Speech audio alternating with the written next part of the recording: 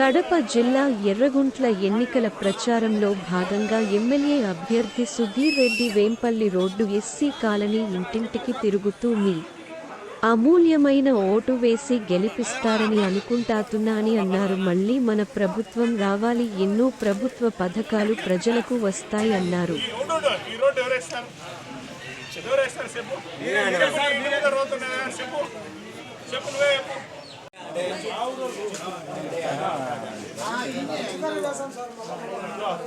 ఊర్లో మీ ఇళ్ళలో రోడ్డు లేకుండా నీళ్లు లేకుండా ఏమి లేకుండా పర్సనల్ తీసుకొచ్చి ఇచ్చాము లేదా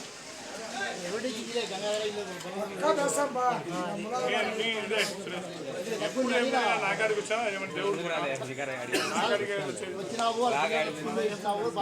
అన్ని జువారిలో ఎవరైనా మాట్లాడతారు చెప్పు నాదేమో వచ్చాను టకాని ఫోన్. ఈరోజు ఎర్రగుంట్ల వలసపల్లె రోడ్లో ప్రచారం నిర్వహించడం జరిగింది. వైఎస్ఆర్ పార్టీ ముఖ్యంగా వైఎస్ఆర్ అభ్యర్థిగా ఎమ్మెల్యే అభ్యర్థిగా ఎర్రగుంట్ల పట్టణంలో ప్రచారం హరిజనవాడకి రావడం జరిగింది. Vempalle road SC colony Harijanawada. మీరు ముఖ్యంగా ఒకటి ఎందుకు ఈరోజు ఈ ప్రెస్ మీట్ ప్రత్యేకత ఉందంటే, వీడికి ఎప్పుడో వచ్చే విజిటింగ్ ప్రొఫెసర్ వచ్చినట్టు ఆదినాయుడు గారు ఈరోజు ఎర్రగుంట్లకు వచ్చినారు. ఆయన పేరు విజిటింగ్ ప్రొఫెసర్. అంటే ఎప్పుడో ఒకసారి పాఠం చెప్పని వచ్చే లెక్చరర్ తిన్నా వీడికి వచ్చి ఈ పొద్దు వచ్చినాడు, 5 ఏళ్ళకి ఒకసారి వచ్చినాడు. ప్రేమ ఉలికిపోతా అన్నట్టు ఆయనకు ఎర్రగుంట్ల పైన. వీడికి వచ్చి నేను అది చేస్తా ఇది చేస్తా అన్నాడు. ఏమి చేస్తున్నావో ఏం మాట్లాడుతున్నావో ఆయనకే అర్థం కావడం. ఎందుకంటే ఆయనకు మైండ్ చెడిపోయింది. ఆయన ఎవరిని పడితే వాళ్ళని తిడతాడు, ఎవరిని పడితే వాళ్ళని ఎట్టంటే అట్లా మాట్లాడతాను. మేము అంత హీనంగా మాట్లాడలేము ఎవరిని కూడా. ఎందుకంటే మాకు ఒక సభ్యత సంస్కారం ఉంది. ఆయన నేనైతే మాట్లాడలేను. ఎందుకంటే ఆయన దిగజారిపోయినాడు. ఆయన ఎంతమంది గొంతులోకి వచ్చినాడు ఇప్పటికే. కానీ ఈరోజు ఎర్రగుంట్లకు ఏం చేసినాడు ఆదినాయుడు అనేది మనం అందరం కూడా చర్చించుకున్నాం. ఎర్రగుంట్ల ప్రజలు మున్సిపాలిటీ చేసినాడు నర్సాగ్ ఒక్క నిమిషం మున్సిపాలిటీ చేసినాడు ఎర్రగుంట్ల మున్సిపాలిటీ చేసి నీళ్ల పన్ను ఇంటి పన్ను పెంచినాడు. నీళ్ల పన్ను ఇంటి పన్నును పెంచి అభివృద్ధి ఎక్కడ చేసినాడో సుప్రీం. ఆది అంటే అభివృద్ధి అంటే ఆదన్నాడు. ఎక్కడైనా రోడ్డు ఆ వార్డులో ఏ ఇండ్లు ఉన్నాయో చెప్పు. 20 ఏళ్ళ రాజకీయం ఉంది కదా నీకు. ఒక్క వార్డు నువ్వు ఒక్కనే తిరుగుదురా. ఏ ఇంట్లో ఏ సమస్య ఉందో ఎప్పుడైనా అడిగినావా?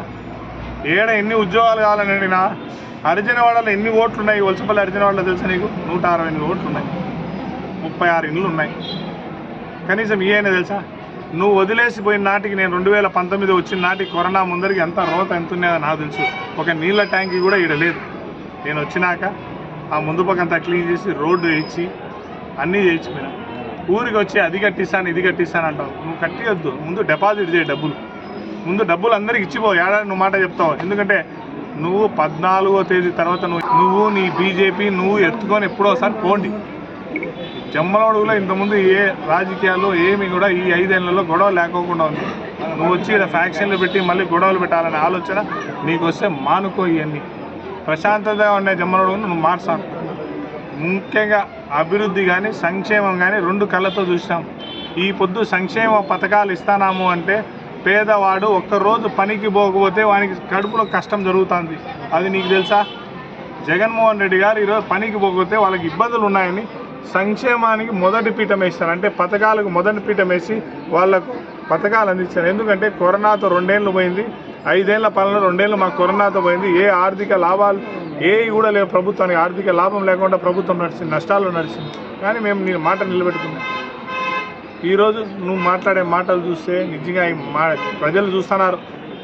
ఆయన రా ఈయన రా ఆయన రా ఎవరినైనా రా అంటావు. యాడికి రావాలప్ప? అందరూ దేవుడికి రావాలన్నా?